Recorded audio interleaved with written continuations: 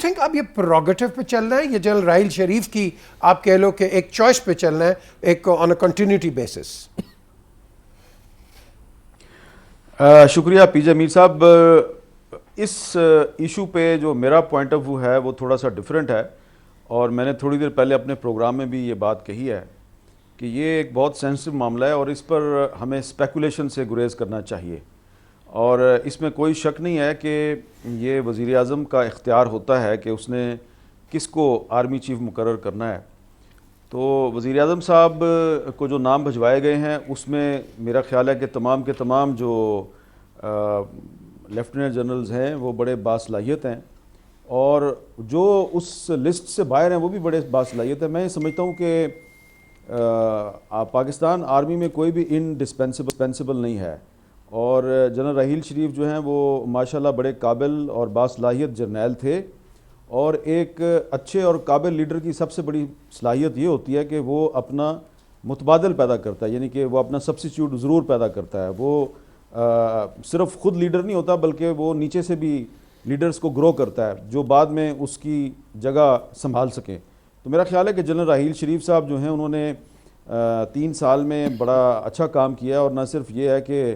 فوج کو اچھے طریقے سے چلایا بلکہ اپنی متبادل لیڈرشپ بھی پیدا کی ہے. تو جو بھی ان کی جگہ پہ آئے گا وہ میرا خیال ہے کہ وہ انہی کی طرح باصلاحیت اور قابلیت کا مظاہرہ کرے گا. اس لیے کوئی نمبر 1 پہ ہے، نمبر 2 پہ ہے، نمبر 3 پہ ہے، نمبر 4 پہ ہے، مجھے اس سے کوئی غرض نہیں ہے. میں پاکستان آرمی پہ بھرپور اعتماد کرتا ہوں. جو بھی آئے گا میرا خیال ہے کہ وہ فوج کو صحیح طریقے سے چلائے گا. یہ بالکل آپ نے صحیح کہا، لیکن یہاں جو کئی سیاستدان ہیں وہ کہتے ہیں جی جنرل راحیل شریف نے آؤٹ سٹینڈنگ کام کیا، بڑا زبردست کام کیا. اب اتنی ہائپ میڈیا میں کریٹ کر کے، آئی ایگری ود یو، اس طرح ہائپ نہیں ہونی ہے، لیکن ہائپ کریٹ کر کے یہ جو کنٹینیوٹی پالیسی ہے وہ تو ایک ہی آدمی بتا سکتا ہے کہ بھائی میرا رائٹ فلینک ہے یا میرا ریڈ فلینک ہے، وہ اس کو آگے لے کے چلے گا. پی جے میر صاحب 3 سال پہلے جب آرمی چیف کی تقرری کا معاملہ آیا تھا اس وقت بھی ایگزیکٹلی میری یہی پوزیشن تھی، اور اس وقت بھی جب میڈیا میں اسپیکولیشن شروع ہو گئی اور زیادہ تر لوگوں کا یہ خیال تھا کہ نواز شریف صاحب جنرل کیانی کو ایکسٹینشن دیں گے کیونکہ جی کنٹینیوٹی کا مسئلہ ہے. اور یہ اس وقت آرگومنٹ دیا گیا کہ جی پاکستان حالت جنگ میں ہے، we are in a state of war. تو جب کوئی قوم یا کوئی فوج حالت جنگ میں ہوتی ہے تو اس کی لیڈرشپ کو تبدیل نہیں کیا جاتا. یہ ایگزیکٹلی آپ 3 سال پہلے کے سٹیٹمنٹس نکالیں، ٹاک شوز نکالیں، بہت سے تجزیہ نگار اور اینکرز اور ہمارے ساتھی کالم نگار یہی کہہ رہے تھے اور یہی لکھ رہے تھے. میں نے اس وقت بھی یہی کہا تھا، اور اس کو آپ نکال سکتے ہیں کیونکہ اب تو یہ چیزیں جو ہیں یوٹیوب پر بھی موجود ہوتی ہیں اور بھی چیزیں نیٹ پہ موجود ہوتی ہیں. میں اس وقت بھی یہی کہہ رہا تھا کہ اگر آپ یہ سمجھتے ہیں کہ پاکستان آرمی کو کنٹینیوٹی کے لیے جنرل کیانی کو ہی کنٹینیو کرنا ہے اور انہی کو ایکسٹینشن دینی ہے، تو اس کا مطلب ہے کہ جو ان کے جو متاحت ہیں آپ ان پہ عدم اعتماد کا اظہار کر رہے ہیں. تو اس وقت بھی میں یہی کہہ رہا تھا کہ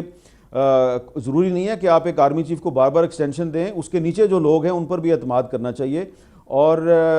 اس وقت بھی میں یہی کہہ رہا تھا کہ جناب جو بھی آئے گا وہ فوج کو بڑے صحیح طریقے سے چلائے گا. اور پھر جب راحیل شریف صاحب کی اپوائنٹمنٹ ہوئی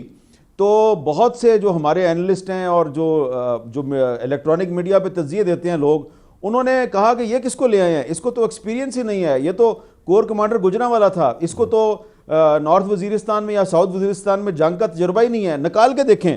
آج وہی لوگ جو 3 سال پہلے کہہ رہے تھے کہ یہ راحیل شریف کو کہاں سے لے آئے ہیں، آج وہی لوگ کہہ رہے ہیں کہ نہیں یہ بہت اچھا فیصلہ تھا اور یہ بڑے اچھے جرنیل تھے اور انہوں نے بڑی اچھی خدمات سر انجام دی ہیں پاکستان کے لیے اور ان کو کنٹینیو کرنا چاہیے.